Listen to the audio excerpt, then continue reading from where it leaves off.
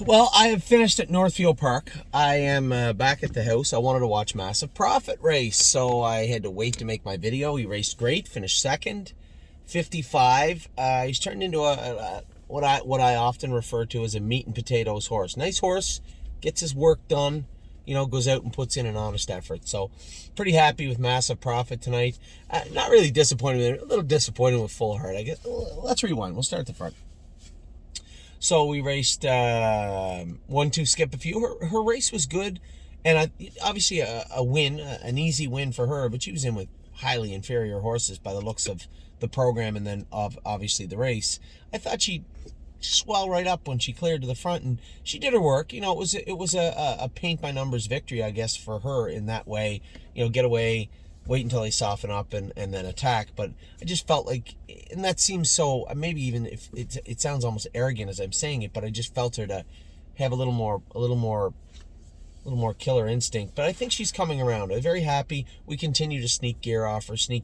All she now wears now is trotting hobbles, a closed bridle, and a set of trotting boots. She doesn't wear any poles or anything. So I want to believe that was what I would consider a foundation race for this year, where, okay, now she's got that win.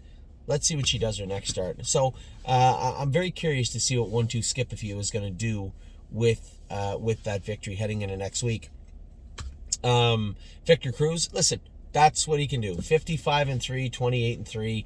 You can't really ask a whole lot more. We're going to the fair with him his next start. I think we're both going to enjoy the fair. He's going to enjoy the competition. I'm going to enjoy the corn on the cob.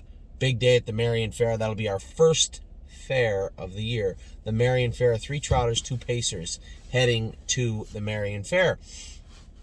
And then Full Heart, you guys are seeing how debilitating being stubborn and hot and rude can be. This filly has talent, and although I don't think her breathing was compromised tonight, she did wash out a little bit. She felt like she was slipping.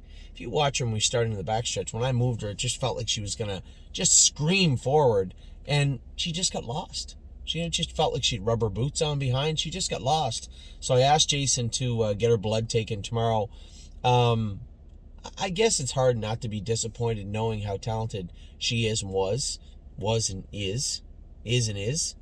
And seeing her struggle in that manner. What I would have liked to see is her come first over, drop in the 2-hole, try and chase down that leader, who was very impressive, and finish a good second. Instead, she finished a tiring 4th in 2-1, 31 seconds. So a little disappointing. I am going to make some shoeing adjustments. I spoke to Jason after. Check her blood.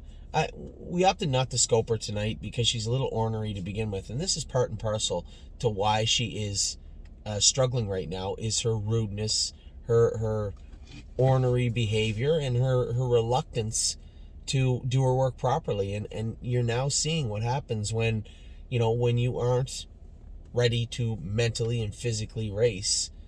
This is what you get. You get a horse that struggles when she shouldn't. So there's 2 ways that this can go. She can move forward as a horse and learn inch by inch, and then you'll see her come forward. We've had horses do that. Lots of horses do that. That comes with mental maturity too. If we see her continue to struggle for the next few starts, then we'll kick her out in the field. This is a filly that, I don't think this is filly that we say, oh, we'll just get rid of her.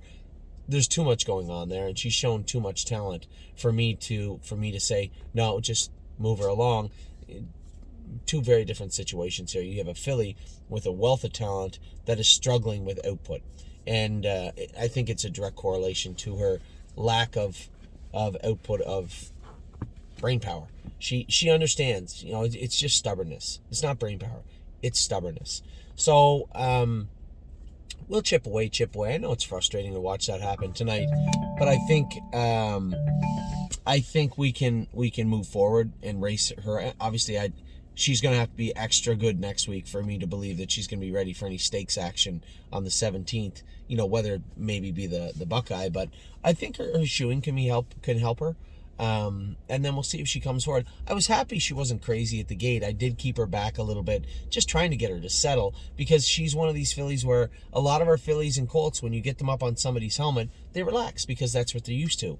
She never has. And I was just trying to get her to settle. And finally, when it looked like Luke's horse was done in the 2-hole, and I moved her, I thought it was a a clear shot into the 2-hole and to hopefully or potentially run down the leader. It just didn't work out that way. So a little bit to work with there with Full Heart, but not a total loss. I was happy with the way she behaved at the gate. I was happy that she didn't come unglued, but we do have to work on her mechanics, and we will. So a good race from 1-2 Skip a Few. That's as good. I think you can't ask for Victor Cruz to do much more than that. 55-3, 28-3. You know, he reminds me a lot of Confederate Cruiser of last year. Now, he didn't come out swinging this year, but he was a really fun horse to drive and race a 2-year-old. And I think he's actually a little bit better. I don't think Confederate Cruiser would pace 55, so a little bit better in this version, but let's get him in where he can beat them up. So I think he'll have a lot of fun at the fair on Tuesday. And then Full Heart, a little disappointed with her, but I still see a very talented filly in there. She's just going to have to go about it the hard way. That's okay. We'll get her there. And a Massive Profit was good. So a decent night again here at the stable. We are being very, very spoiled in 2022. Extremely spoiled to start the summer of 2022. And really, really happy. Really happy. Really excited about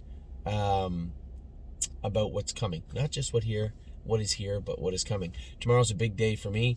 I'm gonna drive in the first 3 horses. I'm gonna race the first 3 horses at the Meadows. Then I'm gonna get a ride to the airport in my truck because my car is at the Toronto airport still. That should be fun to get that out of Hawk. Wow. Fly back to Toronto. Get in my car. Now I have to get from Terminal 1 to Terminal 3. Get in my car, go to Mohawk, and race Brace for Landing tomorrow evening at Mohawk. So that's where we stand. That's where we're at. A lot going on this week. We have the Next Generation of 6 days away, so that's fun. We have tons of horses at the Meadows tomorrow, the next day. Just a ton going on. So super excited about the week ahead. Very happy, overall happy with today, and really couldn't be any happier with the way we started the week. So with that, I'll let you guys go. I'll talk to you all very soon. I hope you had a great day. Take care.